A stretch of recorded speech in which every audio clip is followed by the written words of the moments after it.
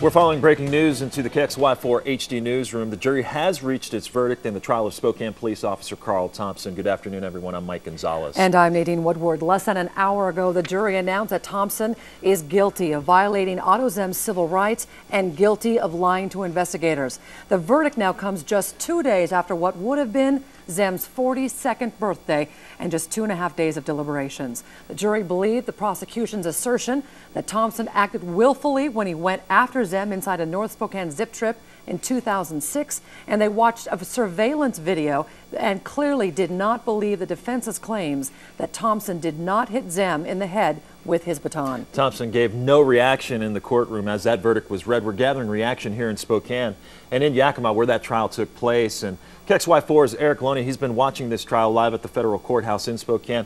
What reaction are you seeing, Eric?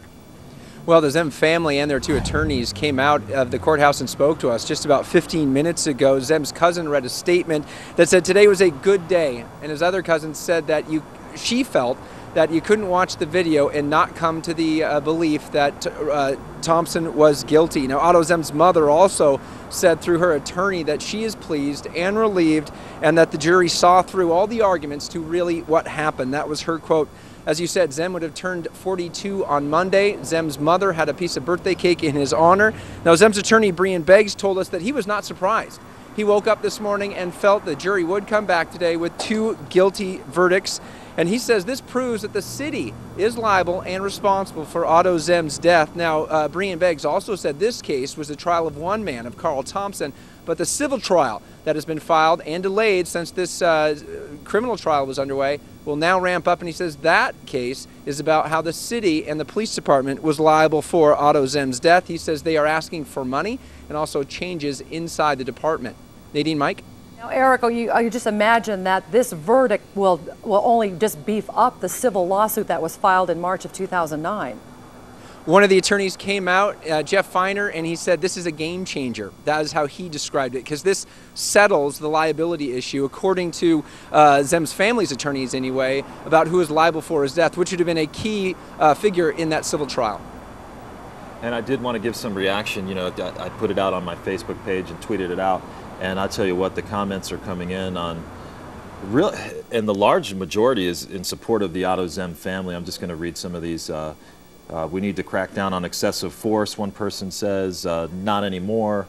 Want to make sure there's no language in here. As a citizen, I volunteered at the department for a while, and this is wrong. And you also have some people that are in support of police officers that I've been reading, you know, because they're really concerned about, you know, how this is going to affect the police department and how they do their job. But, you know, we were talking earlier, Nadine, about big part of this case was the video, and the jury asked to watch the video of Karl Thompson's interview, which happened 4 days after the trial. I watched that video from front to end, and you know, as I watched, just from a logical standpoint, just didn't seem to match up with what the video was saying in terms of what he was saying, what happened. At one point said even Zehm got up in a boxing stance. Right, and Eric Loney is still live for us at the federal courthouse right now. Eric, you've been covering this case since the very beginning, back in 2006, probably one of the only reporters who was still in Spokane when this all happened.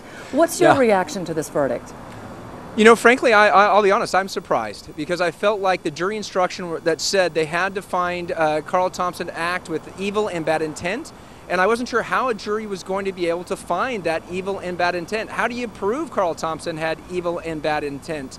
That, you know, as far as testimony throughout the trial, no one said anything about him meaning to do it, or meaning to, or ever saying any sort of reaction to about how he was, I don't want to say glad it happened, or you know, I never saw that. He even took the stand and talked about, you know, about what happened and his reaction to what happened. So I think that was really, for me, what the case sort of balanced on. And apparently the jury did find, through looking at the video, looking at his statements, looking at all the witnesses that came in, that they felt that Karl Thompson did intentionally inflict the excessive force on Karl Thompson, hitting him in the head. And that was another thing that kind of surprised me.